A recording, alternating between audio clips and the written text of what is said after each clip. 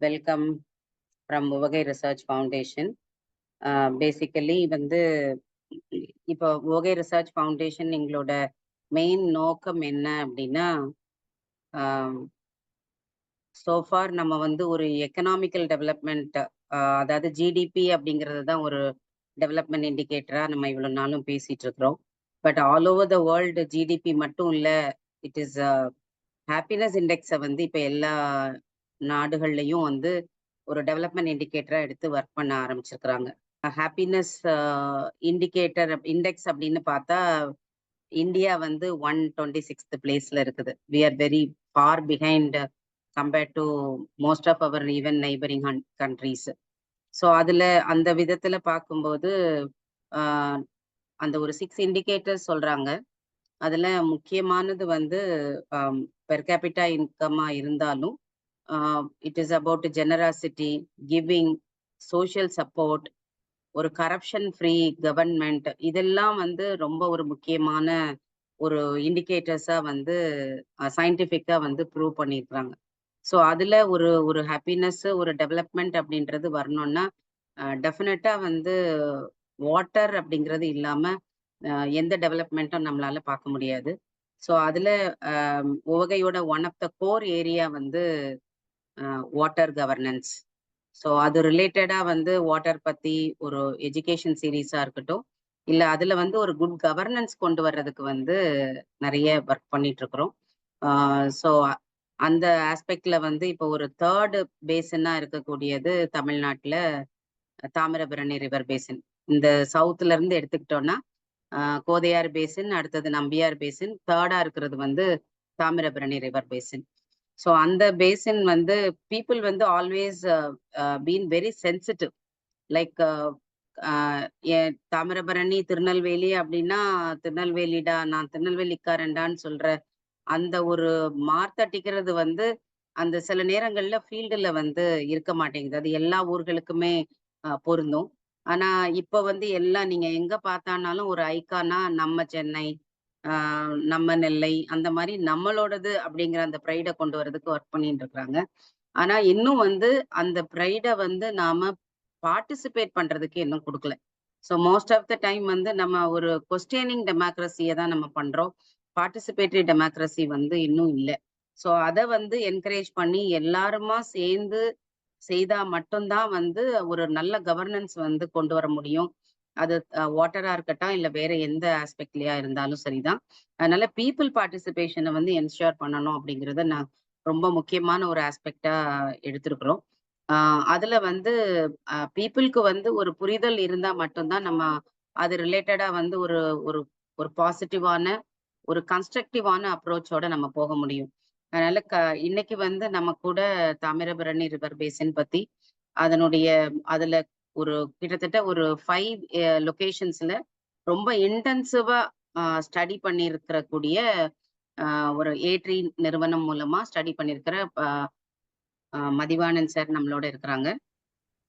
So அவங்க இந்த ஒரு 5 லொகேஷன்ஸ்லயும் இன்டெப்தா போயிட்டு என்னென்ன ப்ராப்ளம்ஸ் இருக்கு, என்னென்ன கிரிட்டிக்கல் ஏரியாஸ் இருக்கு, அதை எப்படி ரிசால்வ் பண்ணணும் அப்படிங்கிறத அவங்க நிறைய ஒர்க் பண்ணியிருக்கிறாங்க. ஸோ அவங்கள அண்டர்ஸ்டாண்ட் பண்ணிட்டு எந்தெந்த விதத்துல நாம எல்லாம் இணைந்து நம்ம வேலை செய்ய முடியுமோ அதை நம்ம அதுக்கான நெக்ஸ்ட் ஸ்டெப்பை எடுத்து வைக்கணும் அப்படிங்கிறதுக்காக தான் இன்னைக்கு நம்ம இந்த மீட்டிங் அரேஞ்ச் பண்ணியிருக்கிறோம். ஸோ மதிவாணன் சார்ட்ட இருந்து நம்ம லிசன் பண்ணிட்டு அதுக்கு பிறகு நம்மளோட கருத்துக்கள், நம்ம ஒரு ஆக்ஷன் ஐட்டத்தோட நம்ம இந்த மீட்டிங்கை முடிக்கணும் அப்படின்னு எதிர்பார்க்கிறோம். ஸோ நம்ம நிறைய பேசுறோம், நிறைய சொல்றோம். ஆனா ஃபைனலா அது ஆக்ஷனா நிறைய நேரங்கள்ல மாற மாட்டேங்குது. ஸோ இந்த மீட்டிங்கோட அவுட்கம்மா ஒரு ஒரு ஒரு சில action items Thamirabarani river basin டெவலப்மெண்ட்டுக்காக நாம எடுக்கணும் அப்படிங்கிறது ஒன் ஆஃப் த ஒரு வெரி குரூஷியல் கோலா வச்சிருக்கிறோம். ஸோ டிலே இல்லாம நம்ம மதிவாணன் சாரை I sincerely welcome him and appreciate all his efforts. அவங்க தாமிரபரணி ரிவர் பேசின் மட்டும் இல்ல, நிறைய எக்காலஜி பேஸ்டு ஸ்டடீஸ் தாமிரபரணியில பண்ணிட்டு இருக்கிறாங்க. வெஸ்டர்ன் காட்ஸ், அகஸ்தியமலை, இந்த ஏரியாக்கள் எல்லாம் நிறைய ஒர்க் பண்ணியிருக்கிறாங்க. ஸோ கேட்டுட்டே இருக்கலாம் அவங்களோட புத்தகங்கள், அவங்க எழுதியிருக்கக்கூடிய டாக்குமெண்ட் பண்ணி வச்சிருக்கக்கூடிய விஷயங்கள் நிறைய இருக்கு. அதெல்லாம் வந்து செயல் வடிவத்துக்கு கொண்டு வரணும் அப்படின்னா, டெஃபினட்டா வந்து எல்லாரும் இணைந்தா மட்டும் தான் அது சாத்தியமாகும். ஸோ முதல்ல வந்து அவங்க இதுவரைக்கும் என்ன செய்திருக்கிறாங்க அப்படிங்கிறத முதல்ல புரிஞ்சுக்கலாம் நாம. So I welcome Mathivanan to this meeting and let us have a productive outcome at the end of this meeting. Thank you so much. Thank you madam. நல்ல ஒரு இன்ட்ரடக்ஷனு, ஒரு வாய்ப்பை ஏற்படுத்தி கொடுத்த உவகை நிறுவனத்துக்கும் நம்ம விதுபாலா மேடத்துக்கு என்னோட நன்றியை தெரிவிச்சுக்கிறேன். ஸோ கிட்டத்தட்ட ஒரு 20 வருடமா இந்த பகுதிகளில் வேலை செஞ்சுட்டு இருக்கோம். 2001 இருந்தே இந்த ஏற்று நிறுவனம் இந்த பகுதிகளில் வேலை செஞ்சுட்டு இருக்கு. அதுல குறிப்பா ஒரு 3 வருடத்துக்கு முன்னாடி அப்போதைய மாவட்ட ஆட்சித்தலைவர் நமது விஷ்ணு சார் வந்து எங்களை அணுகி நம்ம தாமிரபரணி ரீஸ்டோரேஷன் சம்பந்தமா ஒரு டிபிஆர் ப்ரிப்பேர் பண்ணான்னு சொல்லியிருந்தாங்க. ஸோ அந்த சமயத்துல நாங்க திருநெல்வேலி நம்ம பாவனாசத்துல தொடங்கி கிட்டத்தட்ட மருதூர் வரைக்கும் ஒரு சில ஆய்வு பணிகளை பண்ணி அங்குள்ள மக்களை சந்திச்சு ஒரு செயல் திட்டத்தை நம்ம வடிவமைச்சோம். ஸோ அந்த திட்டத்தோட ஒரு சாராம்சத்தை தான் இன்னைக்கு நான் உங்களோட பகிர்ந்துக்கலான்னு இருக்கேன்.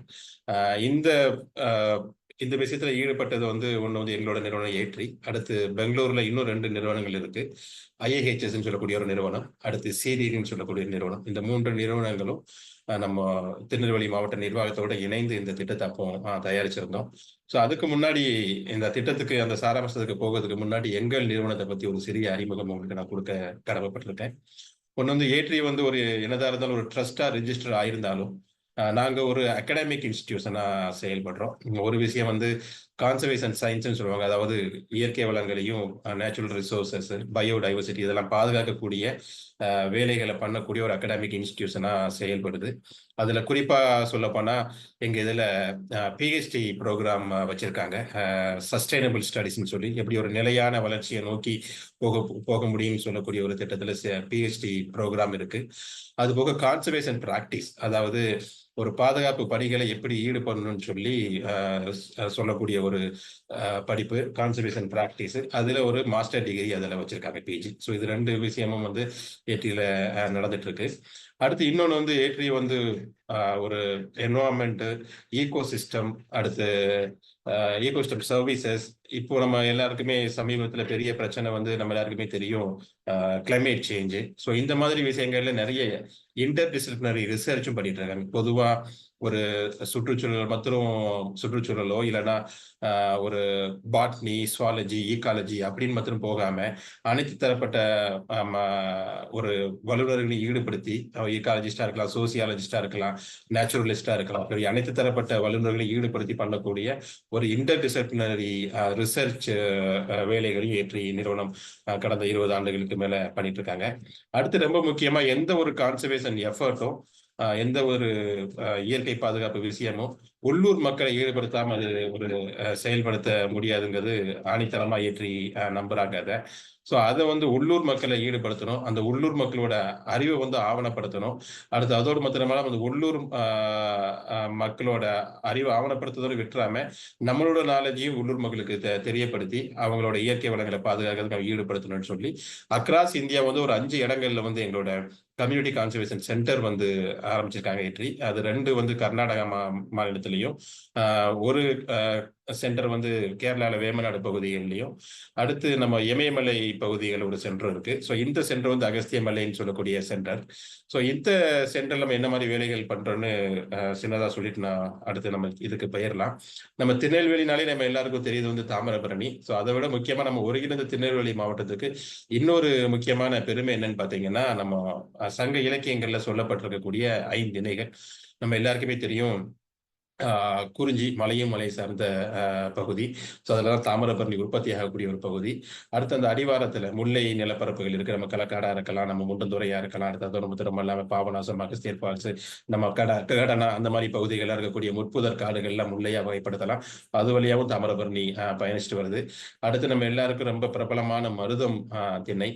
அது நம்ம நெல் வயல்கள்ல இருக்கக்கூடியது. நம்ம கல்லைக்குறிச்சியில் ஆரம்பிச்சு கிட்டத்தட்ட சிறுவைகுண்டம் வரைக்கும் பறந்துபட்ட நெல் வயல்கள் நம்ம பகுதிகள் இருந்துட்டு இருக்கு. அடுத்து 4வதா பார்த்தீங்கன்னா, நம்ம பகுதியில ரொம்ப ஒரு முக்கியமான இது தேரிக்காடுகள் நம்ம எல்லாருக்குமே தெரிஞ்சிருக்கும். நம்ம திருச்செந்தூர் பக்கத்துல மேல் பொதுக்குடி, சுனை அந்த மாரி பகுதிகள்லாம். அந்த தேரிக்காடுகள்ல இருக்கக்கூடிய குளங்கள்லயும் நம்ம கடம்பா குளமா இருக்கட்டும், அடுத்து மேல் பொதுக்குடி, சுனை, அம்மன்புரம், நல்லூர் இந்த மாரி குளங்கள்லாம் பார்த்தீங்கன்னா, தேரிக்காடு அருகிலேயே அமைஞ்சிருக்கும். அந்த குளத்துக்கும் பார்த்தீங்கன்னா, தண்ணி வந்து தாமிரபரணி கொண்டு போய் சேர்க்கு. அடுத்து கடைசியா தாமிரபரணி கடல்ல சங்கமிக்கக்கூடிய நெய்தல் நிலப்பரப்பு. ஸோ இந்த 5 வகையான நிலப்பரப்பு கூட நம்ம ஒருங்கிணைந்த திருநெல்வேலி மாவட்டத்தில் இருக்கு. அதோடு மாத்திரம் இல்லாம இன்னொரு முக்கியமான பெருமை, இந்த 5 வகையான நிலப்பரப்புகளுக்கு ஊடே தாமிரபரணி பாய்ந்தோடுது. இந்த 5 வகையான நிலப்பரப்புகளையும் ஒரு செழுமை மிக்க பகுதியாக தாமிரபரணி மாத்திட்டு இருக்கிறது நம்ம திருநெல்வேலி மாவட்டத்துக்கு உண்டான ஒரு முக்கியமான ஒரு பெருமையான விஷயமா நம்ம சொல்லலாம். இப்ப இந்த இடங்கள் இந்த 5 வகையான நிலப்பரப்புகள்லயும் தேவையான ஆய்வு பணிகள்ல அது பல்லுயிர் சார்ந்த ஆய்வு பணிகளா இருக்கட்டும், இல்லைன்னா சுற்றுச்சூழல் சார்ந்த ஆய்வு பணிகளா இருக்கலாம். ஸோ அந்த மாதிரி ஆய்வு பணிகளை நாங்க இந்த 5 வகையான நிலப்பரப்புகள்லையும் பண்ணி, அந்த ஆய்வு பணிகள்ல கிடைக்கக்கூடிய தரவுகளை அடுத்து வரக்கூடிய தலைமுறைக்கு கல்வி திட்டங்கள் வாயிலாகவும், அடுத்து உள்ளூர் மக்களுக்கு அவங்களோட கெப்பாசிட்டி பில்ட் பண்ணக்கூடிய வேலைகளையும், அடுத்து இந்த நிலப்பரப்புகள்ல தேவையான மறுசீரமைப்பு பணிகளுக்கு தேவையான விஷயங்களையும் நம்ம பண்ணிட்டு இருக்கோம். ஸோ இதுதான் எங்க நிறுவனத்தை பத்தி ஒரு சின்ன அறிமுகம். அடுத்து இன்னைக்கு நம்ம போகக்கூடிய டாபிக் நம்ம பேர்லாம். நம்ம எல்லாருக்குமே தாமிரபரணி வந்து ஒரு பரிச்சயமான ஒரு நதி. இங்க ரொம்ப முக்கியமா நம்ம தமிழ்நாட்டிலே உற்பத்தியாகி தமிழ்நாட்டிலே முடியக்கூடிய நதியா தாமிரபரணி அறியப்படுது. இந்த தாமிரபரணியோட ஒரு பழைய பெயர் வந்து பொருணை. நம்மளோட சங்க இலக்கியங்களா இருக்கட்டும், அதோட மாத்திரம் இல்லாம நம்ம கம்பராமாயணம், மகாபாரதம் இந்த மாதிரி புராணங்கள்லையும் கூட தாமிரபரணி வந்து பொருணைன்னு அந்த பேர்ல தான் சொல்லியிருக்காங்க.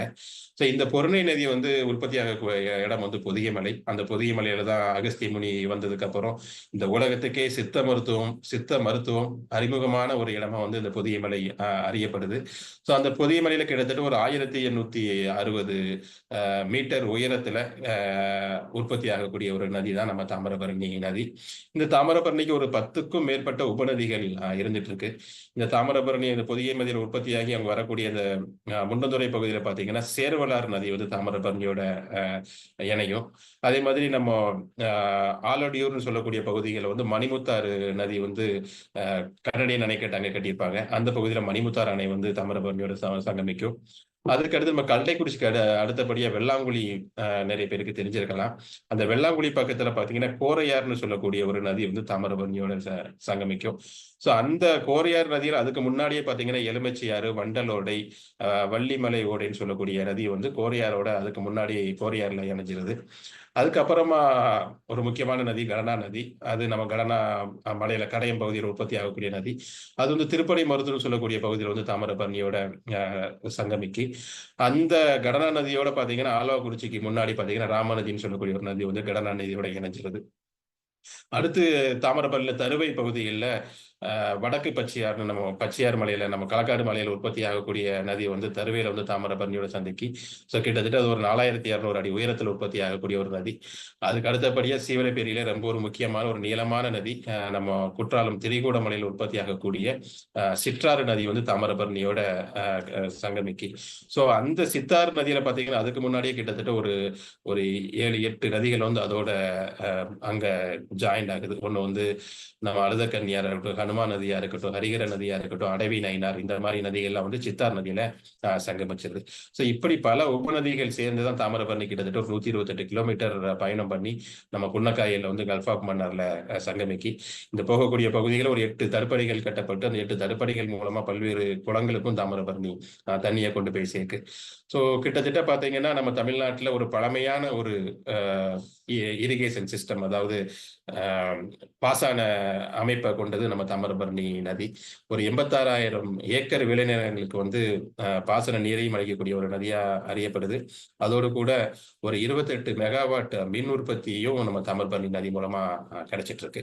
ஸோ இந்த மாதிரி இவ்வளவு நதிகள் நம்ம காட்டுல உற்பத்தி ஆகிறதுனால இந்த காட்டை வந்து, அதாவது நம்ம களக்காடு முண்டந்துறை புலிகள் காப்பகம் அறியப்பட்டாலும் இந்த காட்டுல இன்னொரு பேர் என்ன சொல்லுவாங்கன்னா இது வந்து நதிகளின் சரணாலயம் சொல்லுவாங்க. கிட்டத்தட்ட 14 நதிகள் உற்பத்தி ஆகிறதுனால இது நதிகளின் சரணாலயமாகவும் இந்த களக்காடு களக்காடு முடந்துறை புலிகள் காப்பகம் அறியப்பட்டு இருக்கு. ஸோ அதோட மட்டும் தாமிரபரணி உற்பத்தியாகக்கூடிய இந்த களக்காடு முடந்துறை புலிகள் காப்பகம் இன்னும் நிறைய விஷயங்களை தன்னகத்தை கொண்ட ஒரு புலிகள் காப்பகமா இருக்கு. இந்த ஸ்லைட்ல நீங்க பார்க்கலாம், நிறைய நம்ம ஊரோட பேர், ஒரு இடத்தோட பேர் வந்து இதுல நிறைய இருக்கும். இதுல திருநெல்வேலிக்கா நீங்க பார்க்கலாம், களக்காடன்சிஸ்ன்னு இருக்கு, குற்றாலன்சி இருக்கு, அடுத்து இன்னும் பாத்தீங்கன்னா காக்காச்சி, வால் ஹவுஸ். ஸோ இந்த மாதிரி ஒரு இடத்தோட பேரோ இல்லை ஊரோட பேரோ இதுல இந்த ஸ்லைட்ல நீங்க பாக்கீங்க. இது எல்லாமே என்னன்னு பாத்தீங்கன்னா, இந்த பகுதியில வாழக்கூடிய ஒரு தாவரத்தோட பேரோ இல்லை ஒரு உயிரினத்தோட பேரோ இதுல நீங்க இருக்கு.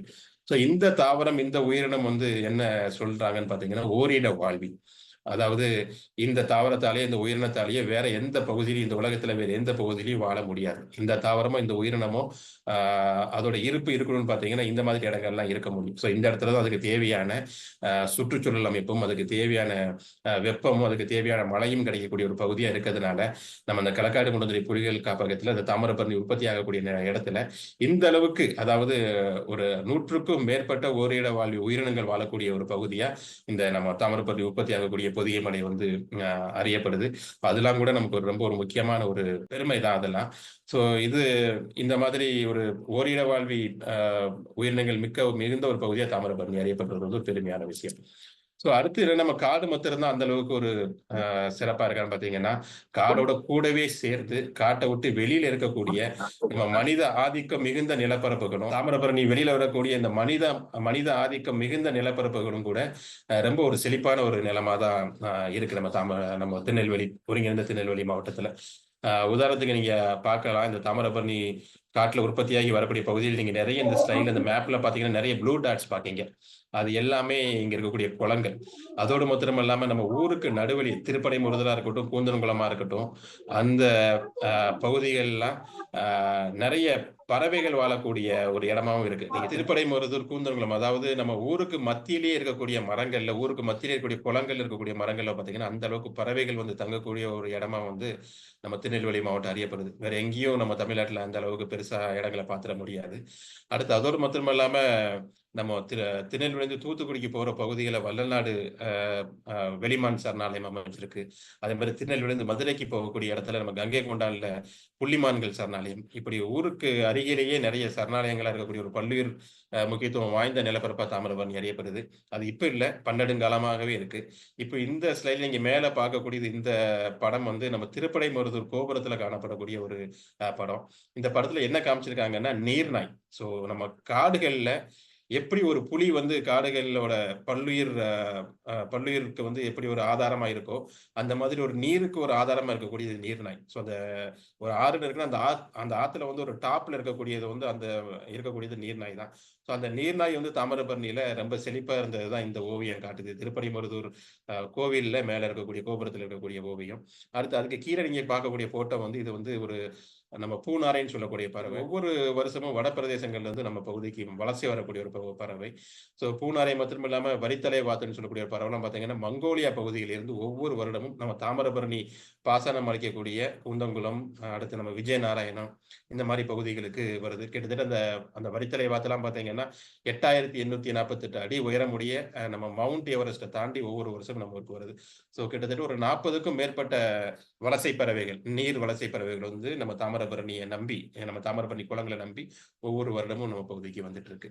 ஸோ அந்த அளவுக்கு நம்ம வெளியில இருக்கக்கூடிய நிலப்பரப்பும் கூட பல்லுயிர் முக்கியத்துவம் வாய்ந்த நிலப்பரப்பா இருந்துட்டு இருக்கு. அதோடு கூட பாத்தீங்கன்னா நம்ம தாமிரபரணியில பண்பாட்டு ரீதியாகவும் வரலாற்று ரீதியாகவும் நம்ம ஹெரிட்டேஜ்லயும் ஒரு முக்கிய பங்களிக்கு நம்ம தாமிரபரணி ஒட்டி அந்த தாமிரபரணி ஆற்றங்கரைகள்ல வந்து பல்வேறு நம்ம கோவில்கள்ல இருக்கு. அடுத்து தாமிரபரணிக்கு உள்ளேயே நிறைய கல் மண்டபங்கள் நம்ம நிறைய பார்க்க முடியும். ஸோ அந்த அளவுக்கு ஹெரிட்டேஜும் நம்ம தாமிரபரணிக்கு முக்கியமான ஒரு அடையாளமா இருந்துட்டு இருக்கு. அடுத்து இந்த தாமிரபரணியை நம்பி நிறைய வாழ்வாதாரங்களும் தாமிரபரணியை நம்பி இருந்துட்டு இருக்கு. ஒண்ணு வந்து பத்தமடை பாய். ஸோ நம்ம இந்த ஊர்ல இந்தியாவில நிறைய இடங்கள்ல பாய் வந்து உற்பத்தி பண்றாங்க. ஆனா பத்தமடைக்குன்னு பிரசித்தி பெற்ற ஒரு பாய் வந்து பட்டு பாய்ன்னு சொல்றாங்க. கிட்டத்தட்ட அந்த ஒரு ஜான் அளவுல பாத்தீங்கன்னா 120 கவுண்ட்ல அந்த நெசவு நெய்றாங்க. அந்த கோரையை வந்து கிழிச்சு 120 அந்த எண்ணிக்கையில வந்து அந்த கோரையை வச்சிருக்காங்க. ஸோ அந்த அளவுக்கு அந்த ஒரு ஃபைனான ஒரு பட்டுப்பாய் வந்து பத்தமடையில நெசவு பண்றது. இப்போ சமீபத்தில் அந்த பட்டுப்பாய்க்கு வந்து இது கூட கிடைச்சது. ஜியோ டேக் கூட அதுக்கு குடுத்துருக்காங்க. அந்த பட்டுப்பாய அழகா நம்ம ஃபோல்டு பண்ணி ஒரு கர்ச்சீப் மாரி கூட நம்மளால வச்சிட முடியும். அந்த அளவுக்கு ஒரு ஃபைனான ஒரு பட்டுப்பாய வந்து நம்ம தாமிரபரணியில விளையக்கூடிய கோரையில மாத்திரம் தான் பண்ண முடியும். வேற எந்த கோரையிலயும் அந்த பட்டுப்பாய நெசவு செய்ய முடியாது. ஸோ அந்த மாதிரி ஒரு கோரைய வழங்கக்கூடிய அந்த பத்தமடை மக்களுக்கு ஒரு வாழ்வாதாரத்த வழங்கக்கூடிய ஒரு இடமா நம்ம தாமிரபரணி இருந்துட்டு இருக்கு. அதோடு மாத்திரம் இல்லாம நம்ம தாமிரபரணி குளங்கள்லேருந்து சேகரிக்கப்படக்கூடிய மண்ணுல வந்து நெறைய பானைகள் பண்ணிட்டு இருக்காங்க. இப்ப சமீபத்தில பார்த்தீங்கன்னா, காரக்குறிச்சியிலிருந்து இந்த மாரி பானைகள்லாம் உற்பத்தி பண்ணி, கல்ஃப் கண்ட்ரீஸ்க்கு வந்து அந்த பானைகள் வந்து ஏற்றுமதி பண்றாங்க. அங்க வந்து அது பிரியாணி பாட்டா பயன்படுத்திட்டு இருக்கதா கேள்விப்பட்டேன். ஸோ அடுத்து நம்ம அ இந்தியாவோட வரலாற எழுதணும்னாலே நம்ம தமிழ்நாட்டோட தென்பகுதியிலேருந்து தான் எழுதணும்னு சொல்லி நம்ம தமிழகத்தோட முதல்வர் வந்து சமீபத்தில சொல்லியிருந்தாரு. ஸோ அந்த அளவுக்கு நம்ம ஆதிச்சநல்லூரா இருக்கட்டும், சிவகலையா இருக்கட்டும், கொற்கையா இருக்கட்டும், நெறைய அகழ்வாராய்ச்சியோட ஒரு இடமா வந்து இந்த பகுதிகள் அறியப்படுது. அந்த அளவுக்கு பன்னெடுங்காலத்துக்கு முன்னாடி மனித நாகரிகம் தோன்றிய ஒரு இடமா தாமிரபரணி இருக்குது. நமக்கு இன்னும் கூடுதல் பெருமை. அடுத்து இன்னும் பார்த்தீங்கன்னா, நம்ம நம்ம இந்த ஒருங்கிணைந்த திருநெல்வேலி நிலப்பரப்புல வந்து நம்ம பாண்டிய மன்னன் ஆட்சிக்கு அப்புறம் சோழர்கள் பண்ணியிருக்காங்க. அடுத்து நாயக்கா பீரியட்லயும் இங்க நெறைய நடந்திருக்கு. அந்த நாயக்கா பீரியட்ல இந்த ஆட்சியில பார்த்தீங்கன்னா, நெறைய இடங்கள்ல நம்ம ராணி மங்கம்மாள் வந்து ஆற்றுச்சாலைகள ஏற்படுத்தியிருக்காங்க. குறிப்பா அம்பாசமுத்திரம் ஆற்றுச்சாலை உங்க எல்லாருக்கும் தெரிஞ்சிருக்கும். அடுத்து திருநெல்வேலியில குறுக்குத்துறையில இருக்க ஆற்றுச்சாலையா இருக்கட்டும். இப்ப இந்த படத்துல நீங்க பார்க்கக்கூடியது சேரன்மாதேவி பகுதியில இருக்கக்கூடிய ஆற்றுச்சாலை. இந்த ஒவ்வொரு ஆற்றுச்சாலையிலும் பார்த்தீங்கன்னா, அவங்க நட்டிருக்கிறது மருத மரம். அந்த மருத மரம் அ இது ஒவ்வொரு மரமும் 400 வருடங்கள் பழமையான மரம். ஸோ இன்னைக்கும் ஒரு சில இடத்துல இந்த மாரி மரங்கள் பாதுகாக்கப்பட்டு ஒரு சிறப்பா இருக்கு. ஸோ அதுவும் நம்ம திருநெல்வேலி மாவட்டம் வந்து இன்னும் வளமையா இருக்கிறதுக்கு ஒரு முக்கியமான ஒரு காரணம். அடுத்து நம்ம ஒருங்கிணைந்த திருநெல்வேலி மாவட்டம் வந்து ஒரு தென் தமிழகத்தோட நெற்களஞ்சியமா அறியப்படுது. நீங்க இதுல பார்க்கலாம் 2005 இருந்து கிட்டத்தட்ட 2020 வரைக்கும் எந்த அளவுக்கு நெல் உற்பத்தி இருந்திருக்குன்ட்டு, இது எவ்வளவு ஹெக்டேர்ல நெல் உற்பத்தி நடந்திருக்குன்ட்டு. கிட்டத்தட்ட ஆவரேஜா பார்த்தீங்கன்னா, ஒரு 40,000 ஹெக்டேர் நிலப்பரப்புக்கு வந்து ஒவ்வொரு வருடமும் இந்த ஒருங்கிணைந்த திருநெல்வேலி மாவட்டத்தில நெல் உற்பத்தி நடந்துட்டு இருக்கு. அதுக்கு அடிப்படை ஆதாரமா பார்த்தீங்கன்னா, தாமிரபரணி தான் இருக்கு. அடுத்து இன்னும் இந்த தாமிரபரணிய நம்பி விவசாயிகள் மற்றும் இல்லாம பத்தமடை பாய் செய்யக்கூடிய மக்கள் மக்கள் மற்றும் இல்லாம காலக்குறிச்சி அ இது நம்ம மண்பாண்டங்கள் தொழிலாளர்கள் மாத்திரம் இல்லாம நெறைய அ மீனவர்களும் தாமிரபரணிய நம்பி இருந்துட்டு இருக்காங்க. உதாரணத்துக்கு நீங்க இது நம்ம அ மேலப்பாளையம் சந்தை. இதுக்குன்னே நம்ம தாமிரபரணியில இப்ப இருக்கக்கூடிய மீன்களுக்கு மேலப்பாளையத்தில ஒரு சந்தை இருக்கு. ஸ்ரீவைகுண்டத்தில ஒரு சந்தை இருக்கு. இந்த 2 சந்தைகளும் பார்த்தீங்கன்னா, ஒவ்வொரு நாளும் காலையில நூற்றுக்கணக்கான மீனவ மக்கள் வந்து ஆத்துலேருந்து மீன் பிடிச்சு கொண்டு வந்து இங்க வந்து குடுத்துட்டு இருக்காங்க. ஸோ இதுல வந்து தாமிரபரணிக்கே உரிய நெறைய நாட்டு இன மீன்கள் இருக்கு. இந்த மீனவ மக்கள சந்திச்சு பேசையில, அவங்க இந்த பொதி, மணலை, கருமுறிக்கண்டை, சேவல் கண்டை, விலாங்கு, உளுவை, பஞ்சலை, கூதல், வழுக்கன், பங்காஸ், சேல்கண்டை, பவானி கண்டை, கொக்கு மீனு, சொட்டவாளை, வெளிச்சி, கெளுத்தி அப்படின்னு ஒரு 50க்கும் மேற்பட்ட நாட்டு மீன்களோட வகைகள வந்து நம்மட்ட சொல்லியிருந்தாங்க. ஸோ அந்த அளவுக்கு ஒரு நாட்டு மீன்களோட உற்பத்தி மையமாவும் தாமிரபரணி திகழ்ந்துட்டு இருக்கு. இதனால இந்த மீனவ மக்கள் வந்து பெரிய அளவுல பயன்பெற்றுட்டு இருக்காங்க. ஸோ அடுத்து இன்னும் தாமிரபரணியில இதோட மாத்திரம் இல்லாம, நெறைய மக்கள் கால்நடைகள் நம்பி வாழக்கூடிய மக்கள் நம்ம பகுதியில நம்ம எல்லாருக்குமே தெரியும். ஸோ அவங்களோட கால்நடைகளோட முக்கியமான ஒரு மேய்ச்சல் ஆதாரமாகவும் தாமிரபரணி நிலப்பரப்பு இருந்துட்டு இருக்கு. அந்த தாமிரபரணி கரைகள கால்நடைகளை மேய்ச்சிட்டு இருக்காங்க. அடுத்து தாமிரபரணி பாய்ந்தோடக்கூடிய குளங்கள்ல கால்நடைகளை மேய்ப்பாங்க. அடுத்து வயல்கள் அறுவடை நடந்துட்டுனா தாமிரபரணி பாயக்கூடிய அந்த வயல் பரப்புகளையும் கால்நடைகள் மேய்ஞ்சிட்டு இருக்கும். அடுத்து இன்னும் இந்த மாதிரி எருமை மாடுகள்லாம் பார்த்தீங்கன்னா, நெறைய நீரை அண்டி வாழக்கூடிய ஒரு மாடு. ஸோ இந்த மாரி எருமை மாடுகளுக்கும் தாமிரபரணியில இருக்கக்கூடிய தாவரங்களும், தாமிரபரணி நீரும் தான் முக்கியமான ஒரு ஆதாரமா இருந்துட்டு இருக்கு. ஸோ அடுத்து ரொம்ப முக்கியமா தாமிரபரணில இன்னும் ஒரு குறிப்பிட்ட சமுதாய மக்கள், உதாரணத்துக்கு சொல்லப்போனா, நம்ம மேலப்பாட்டம், கீழப்பாட்டம், அடுத்து அம்பாசமுத்திரம் பக்கத்துல இருக்கிற மன்னார்கோவில். இந்த பகுதியில கிட்டத்தட்ட ஒரு 500க்கும் மேற்பட்ட குடும்பங்கள் வந்து, அ அதாவது நம்ம அ நீர் தாவரங்கள, அதோட மாத்திரம் இல்லாம மூலிகை தாவரங்கள சேகரம் பண்ணி, விற்பனை பண்ணி அவங்களோட வாழ்க்கைய நடத்திட்டு இருக்காங்க. கிட்டத்தட்ட ஒரு 30க்கும் மேற்பட்ட மூலிகை தாவரங்கள் அவங்க அங்கேருந்து சேகரம் பண்ணிட்டு இருக்காங்க. குறிப்பா சொல்லப்போனா கோரைக்கிழங்கு, கொட்டிக்கிழங்கு, அடுத்து ஆத்து அதிவிடயம், சேம்பு, பிரம்மி, வல்லாரை, கரிசாலை, நீர்முள்ளி, நாயுருவி, நத்தைசூரி இந்த மாதிரி முக்கியமான தாவரங்கள்லாம் தாமிரபரணி நதிக்கரைகள்லேருந்து, குளங்கள்லேருந்து எடுத்து அவங்க தூத்துக்குடி போன்ற பகுதிகளில் வெளிநாடுகளுக்கு ஏற்றுமதி பண்ணக்கூடிய பணிகளும் இங்க நடந்துட்டு இருக்கு. அதன் மூலமா கிட்டத்தட்ட ஒரு 500 குடும்பங்கள் வந்து அவங்களோட வாழ்வாதாரத்த இந்த மூலிகை தாவரங்கள் மூலமா நடத்திட்டு இருக்காங்க. இப்போ இந்த தாமிரபரணியில் நடக்கக்கூடிய ஒரு சில தவறான அ இது மறுசீரமைப்பு பணிகள் வந்து இந்த மாதிரி மக்கள வந்து ஒரு பாதிப்புக்கு உண்டாக்குது. உதாரணத்துக்கு நம்ம ஒரு மறுசீரமைப்புனாலே நம்ம என்ன பண்ணுவோம், நேரடியா ஆத்துக்குள்ள போய் ஒரு ஹிட்டாச்சி, ஜேசிபி அந்த மாதிரி மிஷின உள்ள இறக்கிருவோம். அவன் வந்து நம்ம அங்க இருக்கக்கூடிய சீமக்கருவேலோ, அங்க இருக்கக்கூடிய அந்த நெய்வேலி காட்டாமணக்கு அந்த செடிய மாத்திரம் தான் புடுங்கணும்னு நம்ம இறக்குவோம். ஆனா, இந்த மாரி நெறைய மூலிகை தாவரங்களையும் சேர்த்து அதில புடுங்கி எரிஞ்சதுனால, இப்போ இந்த மக்களுக்கு வந்து தேவையான அளவுக்கு மூலிகை தாவரங்கள் கிடைக்கலன்னு அவங்க சொல்றாங்க. அதோடு மாத்திரம் இல்லாம இந்த படத்தில நீங்க பார்க்கக்கூடியது தாழைன்னு சொல்லக்கூடிய தாவரம். அடுத்து இந்த நீர் சேம்புன்னு சொல்லக்கூடிய தாவரம். இதெல்லாம் பார்த்தீங்கன்னா, இயற்கையாகவே இந்த தாழை தாவரமா இருக்கட்டும், இந்த நீர் சேம்பா இருக்கட்டும், அது மாத்திரம் இல்லாம அந்த கோரைக்கிழங்கு, கொட்டிக்கிழங்கு இந்த மாரி கிழங்கு தாவரங்கள்லாம் இயற்கையாகவே தண்ணிய வந்து ஃபில்டர் பண்ணக்கூடிய ஒரு வேலைய பண்ணும். நீங்க அத புடுங்கி பார்த்தீங்கன்னா, அந்த வேர்லயே பார்த்தீங்கன்னா, அந்த அளவுக்கு அதிகமான ஒரு ஆர்கானிக் செடிமெண்ட்லாம் இருக்கக்கூடியது அத சேர்த்து வச்சிருக்கும். ஸோ அந்த மாதிரி தாவரங்கள நம்ம தாமிரபரணிலேருந்து அப்புறப்படுத்திட்டோம்னா, தாமிரபரணி வந்து இன்னும் கூடுதலா பொல்யூஷன தான் சந்திக்குமே தவிர, அ அது நல்லா இருக்காது. ஸோ அதனால அந்த மாதிரி தாவரங்கள் நம்ம தாமிரபரணில இருக்குது. தாமிரபரணிக்கு நல்லது. இன்னைக்கு ஓரளவுக்கு அந்த மாரி தாவரங்கள் காப்பாத்தப்பட்டு தாமிரபரணில இருந்துட்டு இருக்கு. அடுத்து தாமிரபரணிக்கே உள்ள மரங்களும் இருக்கு. மருதம், இலுப்பை, பின்னை இது வந்து என்ன சொல்லுவாங்கன்னா, ஆற்றோர சோலை மரங்கள்னு சொல்லுவாங்க. இந்த மாதிரி ஆற்றோர சோலை மரங்களும் தாமிரபரணி நீரோட்டம் வந்து வருடப்புறா ஓடுறதுக்கு அதுவும் தேவையான வேலைகள பண்ணும். அடுத்து இந்த ஆற்றோர சோலை மரங்களோட வேர்கள்ல தான் பார்த்தீங்கன்னா, மீன்கள்லாம் போய் முட்டையிட்டு, மீன்களோட உற்பத்திக்கும் முக்கியமான ஒரு அ ஒரு ஒரு மையமா அந்த ஆற்றோர சோலை மரங்கள் செயல்பட்டுட்டு இருக்கு. இது நம்ம அ திருநெல்வேலி மாவட்டத்தில ட்ரிங்கிங் வாட்டர் சோர்ஸ் இது வந்து அ குடுத்துருக்காங்க. கிட்டத்தட்ட பார்த்தீங்கன்னா, நம்ம ஒரு நாளைக்கு நம்ம தாமிரபரணி நதியிலிருந்து தற்சமயம் பார்த்தீங்கன்னா, 100 மில்லியன் கியூபிக் மீட்டர் தண்ணி வந்து தாமிரபரணி நதியிலிருந்து நம்ம குடி தண்ணீரா எடுத்துட்டு இருக்கோம். ஸோ இதோட ப்ரொஜெக்ஷன் பார்த்தீங்கன்னா, 2050ல கிட்டத்தட்ட ஒரு 140 43 மில்லியன் கியூபிக் மீட்டரா இதோட ப்ரொஜெக்ஷன வந்து சொல்லியிருக்காங்க. ஸோ அந்த அளவுக்கு தண்ணியோட குடிநீர் தேவை வந்து தாமிரபரணிய நம்பி இருந்துட்டு இருக்கு. ஸோ அதோடு மாத்திரம் இல்லாம குடிநீர் தண்ணீருக்கு மாத்திரம் இல்லாம இரிகேஷனுக்கும் பார்த்தீங்கன்னா, தாமிரபரணியிலிருந்து கிட்டத்தட்ட ஒரு 1054 மில்லியன் கியூபிக் மீட்டர் தண்ணி வந்து ஒவ்வொரு நாளும் தாமிரபரணியிலிருந்து இரிகேஷனுக்கு எடுக்கப்பட்டுட்டு இருக்கு. அந்த இரிகேஷன் வாட்டர் டிமாண்ட் வந்து உங்களுக்கு பெரிய அளவுல மாற்றம் கிடையாது. ஏன்னா இரிகேஷன் அதாவது பாசன நிலப்பரப்பு வந்து அதிகமாக போறது கிடையாது. அ ஆனா, நம்ம டொமஸ்டிக் யூசேஜுக்கும், நம்ம தொழிற்சாலை தேவைகளுக்கும் தாமிரபரணியோட தண்ணி வந்து அதிகமா தேவைப்பட்டுட்டு இருக்கு. தற்போதைக்கு பார்த்தீங்கன்னா, தொழிற்சாலை தேவைகளுக்கு ஒரு 150 மில்லியன் கியூபிக் மீட்டர் தண்ணி தான் எடுத்துட்டு இருக்காங்க.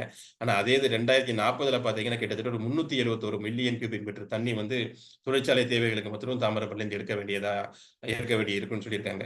ஸோ தற்போதைய இப்போ 2040ல பார்த்தீங்கன்னா, ஒரு நாளைக்கு தாமிரபரணியிலிருந்து கிட்டத்தட்ட ஒரு 1600 மில்லியன் கியூபிக் மீட்டர் தண்ணி வந்து இந்த தேவைகளுக்காண்டி அ எடுக்கப்படுறதுக்கு ப்ரொஜெக்ஷன் குடுத்துருக்காங்க. ஸோ அடுத்து இதோடு மாத்திரம் இல்லாம, இவ்வளவு தண்ணீய நம்ம தாமிரபரணியிலிருந்து எடுத்தது மாத்திரம் இல்லாம, இப்போ ஒரு ஒரு 20, 15 ஆண்டுகளுக்கு முன்னாடி வந்து தாமிரபரணில இன்னும் எக்ஸஸா நெறைய தண்ணி இருக்கக்கூடிய தண்ணிய வந்து நம்ம நாங்குநேரி, திசையன்விளை, ராதாபுரம் அந்த பகுதிகளுக்கு கொண்டு போகக்கூடிய நம்ம தாமிரபரணி, நம்பியார், கருமேனியார் ரிவர் இன்டர்லிங்கிங் ப்ராஜெக்டும் செயல்படுத்திட்டு இருக்காங்க. சீக்கிரத்தில அதுவும் ஒரு செயல் வடிவம் பெற போகுதுன்னு சொல்லிட்டு இருக்காங்க. ஸோ இந்த மாதிரி இவ்வளவு ஒரு நன்மை பயக்கக்கூடிய ஒரு தாமிரபரணி தற்போதைய நிலை வந்து ரொம்ப ஒரு கேள்விக்குறியா இருந்துட்டு இருக்கு. அது திருநெல்வேலி மக்கள் நெறைய பேரு அத பத்தி வெளியில பேச ஆரம்பிச்சிருக்காங்க. நெறைய அத பத்தி நெறைய சொல்லிட்டு இருக்காங்க. இன்னைக்கு இவங்க ஜாயின் பண்ணிருக்கக்கூடிய கிருஷ்ணகுமார் சார் கூட நெறைய இத பத்தி வீடியோலாம் போட்டுட்டு இருக்காரு. எல்லாருக்குமே இதுல பெருசா இத பத்தி சொல்ல வேண்டிய அவசியம் இருக்காதுன்னு நெனைக்கிறேன். இருந்தாலும் நாங்க பண்ண ஆராய்ச்சியில இருக்கக்கூடிய விஷயத்த நான் இதுல சொல்லிடுறேன். இந்த தாமிரபரணி எதுக்கு நம்ம ரீஸ்டோர் பண்ணணும்? ஸோ அது சொல்றேன். ஒண்ணு வந்து ஈக்கலாஜிக்கல் ஃப்ளோன்னு சொல்லுவாங்க. பொதுவா ஒரு நதி வந்து உற்பத்தி ஆகுதுன்னா, அது கட்டாயம் கடல்ல போய் கலக்கணும். நம்ம இப்ப எல்லாருமே என்ன சொல்றோம், தண்ணீர் வந்து கடல்ல போய் கலந்து வீணாகுதுன்னு ஒரு தவறான ஒரு புரிதல் நம்ம கொண்டிருக்கோம். தண்ணீர் வந்து கண்டிப்பா கடல்ல போய் கலக்கணும். அந்த கடல்ல கலக்கக்கூடிய பகுதி தான் பார்த்தீங்கன்னா, கழிமுகம்ன்னு சொல்லுவாங்க. அந்த கழிமுகம் இருந்தா, அந்த கழிமுகம் பகுதிகள்ல தான் பார்த்தீங்கன்னா, அதுல வந்து மீன் உற்பத்தி நடக்கும். அதுல ஆமைகள் இருக்கும். அந்த கழிமுகத்துல தான் பார்த்தீங்கன்னா, அலையாத்தி காடுகள் உற்பத்தி ஆகக்கூடிய ஒரு இடமா இருக்கும். ஸோ மலையிலிருந்து கிடைக்கக்கூடிய வண்டல் பூராமே அங்க போய் சேரணும். அப்போதான் அங்க அலையாத்தி காடுகள் வரும். அந்த அலையாத்தி காடுகள் இருந்தா தானே கடல் வந்து ஊர நோக்கி வராம இருக்கும். இல்லன்னா கடல் வந்து ஊர நோக்கி வந்து ஊர்ல இருந்து உப்பு உப்பு தண்ணீர் வந்து பெருகிரும். ஸோ அதனால அந்த ஈக்கலாஜிக்கல் ஃப்ளோ வந்து கண்டிப்பா இருக்கணும். அந்த ஈக்கலாஜிக்கல் ஃப்ளோ வந்து நம்ம இப்ப என்ன பண்ணிட்டு இருக்கோம், நெறைய டேம் கட்டி, நெறைய குடிநீர் திட்டங்கள்லாம் கொண்டு வந்து நெறைய தொழிற்சாலைகளுக்கு தண்ணியெல்லாம் குடுக்கறதுனால, அந்த ஈக்கலாஜிக்கல் ஃப்ளோ வந்து போகுறதில்ல. நீங்க ஸ்ரீவைகுண்டத்துக்கு கீழயே பார்த்தீங்கன்னா, தண்ணீர் வந்து கடல்ல போய் கலக்க முடியாத ஒரு சூழ்நிலையில தான் இருந்துட்டு இருக்கு. ஸோ அது ஒரு முக்கியமான ஒரு பிரச்சனை. அடுத்து நம்ம தாமிரபரணி ஆத்துல வந்து நேரடியா நம்ம உள்ளூர்ல இருக்கக்கூடிய சாக்கடை கழிவுகளும், அடுத்து விளைநிலங்கள்ல இப்ப அபரிமிதமா பயன்படுத்தக்கூடிய ரசாயன மருந்துகள் பயன்படுத்தக்கூடிய அந்த தண்ணீரும், அடுத்து இண்டஸ்ட்ரியல் பொல்யூட்டன் வாட்டர் வந்து ட்ரீட் பண்ணாம நேரடியா ஆத்துல போய் கலந்துட்டு இருக்கு. ஸோ அதனால இந்த வாட்டர் குவாலிட்டி வந்து பெரிய அளவுல டிகிரேட் ஆயிட்டு இருக்கு. அது ஒரு முக்கியமான பிரச்சனை. ஸோ இந்த 2 விஷயமும் நடக்கிறதுனால அந்த தாமிரபரணியை நம்பி இருக்கக்கூடிய உயிரினங்களும், அடுத்து அந்த தாமிரபரணியை நம்பி வாழக்கூடிய மக்களும் பெரிய அளவுல பாதிக்கப்படுறாங்க. அவங்களோட இப்போ நம்ம அறிமுகப்படுத்தியாலே மேடம் வந்து அந்த ஹாப்பினஸ் இண்டெக்ஸ் சொன்னாங்க. அந்த ஹாப்பினஸ் இண்டெக்ஸ் வந்து பெரிய அளவுல பாதிக்கிறதுக்கு முக்கியமான காரணம் இந்த தண்ணி பொல்யூட் ஆகுறது தான். அ ஒரு விஷயம் வந்து நம்ம தண்ணிய நேரடியா ஆத்துலேருந்து குடிச்ச காலம்லாம் போய் இப்ப தண்ணி வந்து விலை குடுத்து வாங்கக்கூடிய ஒரு சூழ்நிலைக்கு தள்ளப்பட்டிருக்கோம். அதனால ஒவ்வொரு குடும்பத்துக்கும் அ ஒரு பொருளாதார அ செலவும் இது மூலமா அதிகரிச்சுட்டு இருக்கு. அதோடு மாத்திரம் இல்லாம இந்த தாமிரபரணிய நம்பி இருக்கக்கூடிய மக்களுக்கும் பெரிய அளவு பாதிப்பை ஏற்படுத்துது. அதனால அவங்களோட லைஃப்பும் வந்து பெரிய அ பாதிப்ப சந்திச்சுட்டு இருக்கு. ஸோ இதனால தான் அந்த தாமிரபரணிய ரீஸ்டோர் பண்ணக்கூடிய ஒரு சூழ்நிலைக்கு நம்ம தள்ளப்பட்டிருக்கோம். ஸோ அதுதான் நம்ம வந்து என்ன மாரி ஒரு அப்ரோச் இதுல சொல்றேங்கிறது பின்னாடி சொல்றேன். ஸோ ஒரு நதிய நம்ம ரீஸ்டோர் பண்ண போறோம். நேரடியா மேல இருந்து கீழ வரைக்கும் அந்த நதியோட அமைப்பு வந்து ஒரே மாதிரி இருக்காது. அந்த நதியோட அமைப்பு வந்து நெறைய வித்தியாசப்படும். ஸோ அதனால இந்த நதிய வந்து ஒரு 3 ஜோனா நம்ம இதுல பிரிச்சோம்.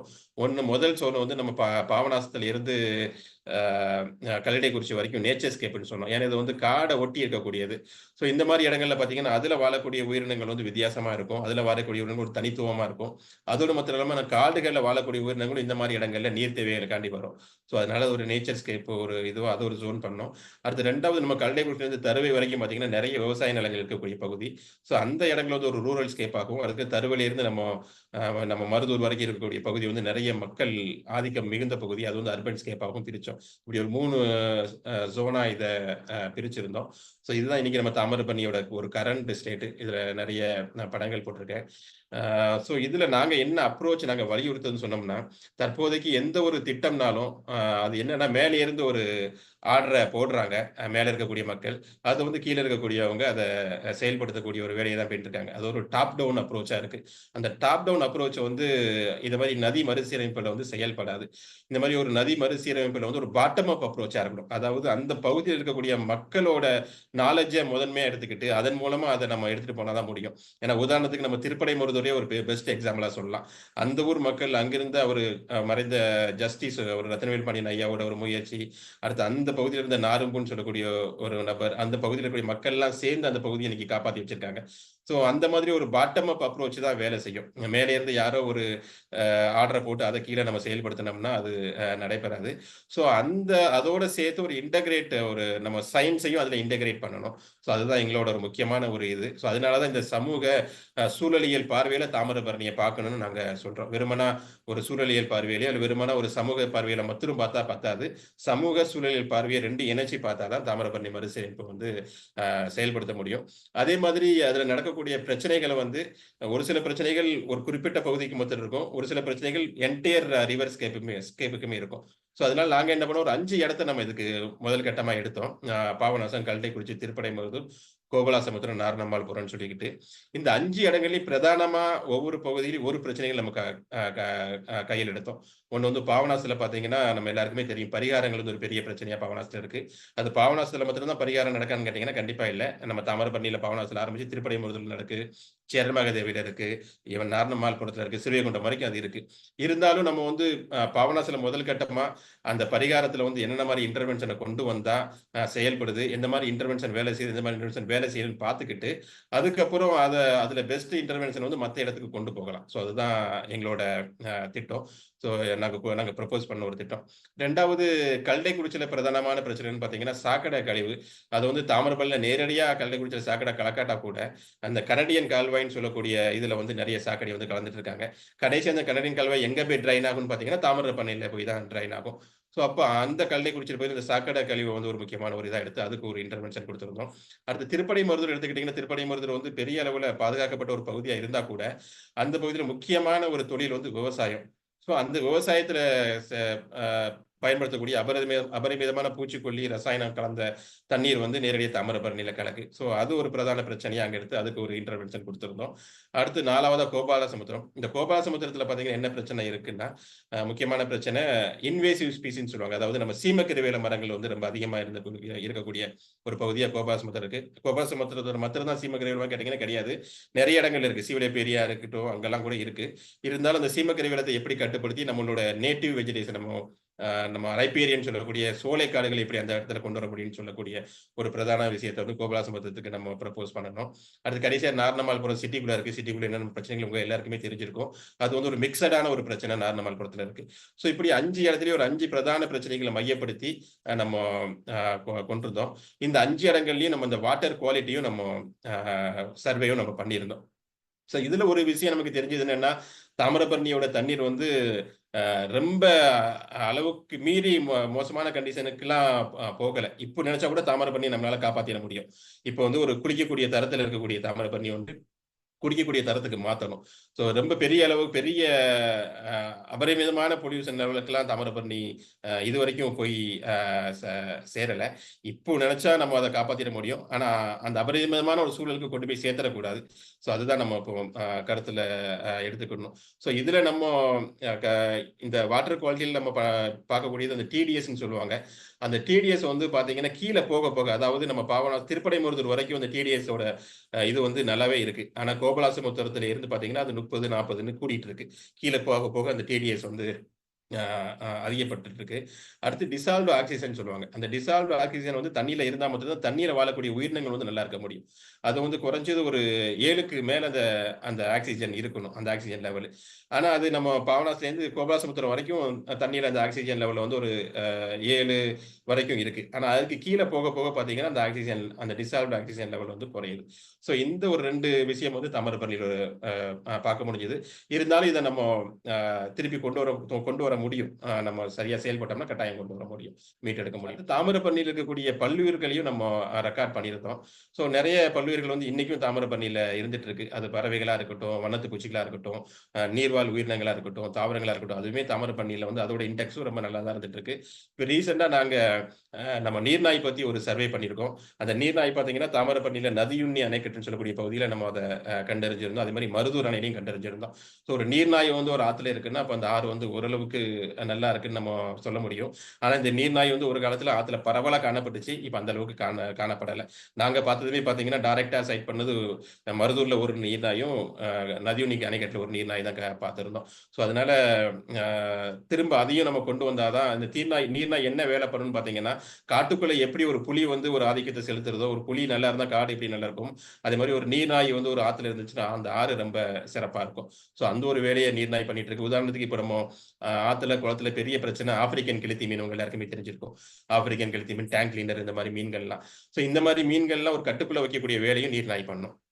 ஸோ அந்த நீர்நாய் இல்லாததுனாலயும் இப்போ தாமிரபரணில அந்த மாரி மீன்களோட எண்ணிக்கை வந்து பெருக்கெடுத்துட்டு போயிட்டு இருக்கு. ஸோ அடுத்து இந்த தாமிரபரணில ஹெரிடேஜ் அசெட்ஸ்ன்னு சொல்லப்படக்கூடிய நம்ம பேத்திங் அட்ஸ் அதாவது படித்துறைகள் இருக்கு. இந்த மாரி கல் மண்டபங்கள் இருக்கு. அதையும் இந்த 5 இடங்கள்லயும் நம்ம மேப் பண்ணியிருந்தோம். அடுத்து பொதுமக்கள சந்திச்சு அவங்ககிட்ட இருக்கக்கூடிய தண்ணீர் சம்பந்தப்பட்ட விஷயமும், அடுத்து சானிடேஷன் சுகாதாரம் சம்பந்தப்பட்ட சர்வேயும் நம்ம அவங்ககிட்ட பண்ணியிருந்தோம். இன்னும் நெறைய பொதுமக்கள் பொதுவா பெண்கள் இல்ல, ஆண்கள் வந்து தாமிரபரணி ஆற்றங்கரைய இன்னைக்கும் ஒரு திறந்த வெளி கழிப்பிடமா பயன்படுத்திட்டு இருக்காங்க. அது இந்த சர்வே மூலமா தெரிஞ்சது. ஸோ இதுக்கு தான் நம்ம வந்து ஒரு ஒரு கான்செப்ட்ட நம்ம சொல்லியிருந்தோம். ஒரு சோசியல் ஈக்காலஜிக்கல் அப்சர்வேட்டரின்னு. இது அப்சர்வேட்டரின்னா பொதுவா இப்போ வந்து ஒரு பிசிக்கல் ஸ்ட்ரக்சரா நினைச்சுக்க கூடாது. ஒரு கட்டடம் மாரி அந்த மாரி கிடையாது. இந்த அப்சர்வேட்டரிங்கிறது வந்து ஒரு ப்ராசஸ் இது வந்து. ஸோ ஒரு ரெஸ்டோரேஷன் ஆரம்பிச்சோம்னா தொடர்ச்சியா ஒரு 5 வருஷமா, 10 வருஷமா சொல்றேன் ஒரு 20 வருஷம் கூட அந்த ப்ராசஸ் நடந்துட்டே இருக்கும். அப்பதான் நம்ம வந்து அதோட ரிசல்ட்ட நம்ம வந்து எதிர்பார்க்க முடியும். இந்த மாரி வேலைகள பண்ணா. ஸோ இந்த அப்சர்வேட்டரில வந்து எல்லா ஸ்டேக் ஹோல்டரையும் ஈடுபடுத்தணும். பொதுவா இப்போ வந்து வாட்டர் குவாலிட்டி டெஸ்டிங் பார்த்தீங்கன்னா, ஒன்லி பொல்யூஷன் கண்ட்ரோல் போர்ட் மட்டும் தான் பண்ணிட்டு இருப்பாங்க. ஆனா இந்த அப்சர்வேட்டரில பார்த்தீங்கன்னா, ஒவ்வொரு பஞ்சாயத்துமே வாட்டர் குவாலிட்டி டெஸ்ட்ட வந்து ஒவ்வொரு மாசமும் தாமிரபரணியில பண்ணணும். ஸோ அப்பதான் அந்தந்த பஞ்சாயத்துக்கு தெரியும். அதேமாரி இந்த பல்லுயிர்கள்ல சொல்லியிருந்தேன். அந்த பல்லுயிர்களையும் பார்த்தீங்கன்னா, ஒவ்வொரு பஞ்சாயத்து அவங்க பகுதியில இருக்கக்கூடிய பல்லுயிர்கள டாக்குமெண்ட் பண்ணணும். ஸோ இந்த மாரி ஒவ்வொரு விஷயத்திலயும் உள்ளூர் மக்கள ஈடுபடுத்தி, அவங்க மூலமா அதுல அந்த ரிசல்ட்ட நம்ம கொண்டு வரது அந்த அப்சர்வேட்டரியோட முக்கியமான ஒரு நோக்கம். ஸோ இந்த அப்சர்வேட்டரியில வந்து ஒரு இன்டர் டிசிப்ளினரி டீம் இதுல வரணும். ஒண்ணு வந்து முக்கியமா இதுல அந்த உள்ளூர் மக்களோட அறிவு, அடுத்து ஈக்காலஜி, அடுத்து ஹைட்ராலஜி அதாவது நீர் சம்பந்தப்பட்ட வல்லுநர்கள், அடுத்து மக்கள பத்தி சோசியாலஜி அந்த வல்லுநர்களையும் இதில் ஈடுபடுத்தி இந்த இத கொண்டு வரணும். ஸோ இப்போ இந்த 5 சைட்லயும் நாங்க மக்கள சந்திச்சு பேசினதுல கிட்டத்தட்ட ஒரு 18 வகையான பிரச்சனைகள வந்து அவங்க சொல்லியிருந்தாங்க. ஸோ அதுல முதல் பிரச்சனை பார்த்தீங்கன்னா, ஆன்டி சோசியல் ஆக்டிவிட்டீஸ் அதாவது தண்ணி அடிக்கிறது, அந்த மாதிரி பிரச்சனை. அது வந்து எல்லா பகுதியிலுமே நடக்கு. தண்ணி அடிச்சுட்டு பாட்டில் அங்க போட்டு போகக்கூடிய விஷயங்கள் வந்து தாமிரபரணியில பரவலா எல்லா பக்கத்துலயும் இருந்துட்டு இருக்கு. அடுத்து 2வதா பார்த்தீங்கன்னா, ஓப்பன் டெஃபெகேஷன் நம்ம திறந்த வெளியில மலம் கழிக்கக்கூடியது.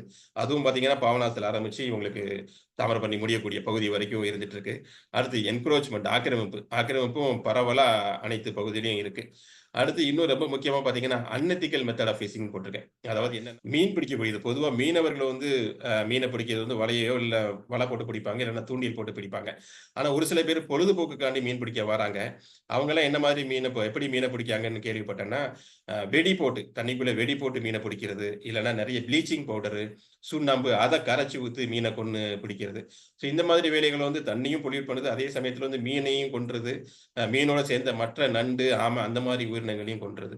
ஸோ அந்த மாதிரி வேலைகளும் நடந்துட்டு இருக்கு. ஒரு அன்எத்திக்கல் மெத்தட் ஆஃப் ஃபிஷிங்கும் போயிட்டு இருக்கு. அடுத்து ரிச்சுவல்ஸ் உங்க எல்லாருக்குமே தெரிஞ்சிருக்கும். பரிகாரங்கள் வந்து பரவலா நடந்துட்டு இருக்கு. அடுத்து லிட்டரிங் குப்பை கொட்டக்கூடியது. உதாரணத்துக்கு நம்ம அரசாங்கமே பார்த்தீங்கன்னா, நெறைய மறுசுழற்சி குப்பை கொட்டக்கூடிய இடங்களா பார்த்தீங்கன்னா, தாமிரபரணி கரையா இருக்கட்டும், இல்ல குளமா இருக்கும். அந்த மாரி இடங்கள தான் தேர்ந்தெடுத்து வச்சிருக்காங்க. திருப்படைமருதூர்ல கூட திருப்படைமருதூர் குப்பைகள் எங்க கொட்டப்படுதுன்னு பார்த்தீங்கன்னா, தாமிரபரணி நதிக்கரையில ஒரு இடத்த அதுக்குன்னு ஒதுக்கி, அதுல தான் அந்த மறுசீரமைப்பு மையத்த அவங்க செயல்படுத்துறாங்க. அ அதோட பார்த்தோம்னா நெறைய இடங்கள்ல நேரடியாவே குப்பைகள கொண்டு வந்து மக்களும் கொட்டிட்டு போறாங்க. தாமிரபரணி நதிக்கரைகள்ல. அதுவும் இருந்துட்டு இருக்கு. அடுத்து இன்வேசிவ் பிளான்ட்ஸ் நம்ம சீமக்கருவேலமா இருக்கட்டும், அடுத்து நம்ம வாட்டர் ஹையாத்துன்னு சொல்லக்கூடிய அந்த தாவரம், அடுத்து நெய்வேலி காட்டாமணக்கு. இந்த மாதிரி தாவரங்கள் பார்த்தீங்கன்னா, அ நெறைய இடங்கள்ல பரவலா பார்க்க முடியுது. அடுத்து அக்ரிகல்ச்சர் ரன் ஆஃப் நம்ம விவசாயத்துக்கு அபரிவிதமா பயன்படுத்தின பூச்சிக்கொல்லி கலந்த அ தண்ணீர் வந்து நம்ம பாபநாசம், கல்டைக்குறிச்சி, திருப்படைமூர் இந்த மாரி பகுதிகள்ல நேரடியா கலந்துட்டு இருக்கு. அடுத்து கல்மண்டபங்கள்ல வந்து நெறைய இடங்கள்ல வந்து தவறா பயன்படுத்துறாங்க.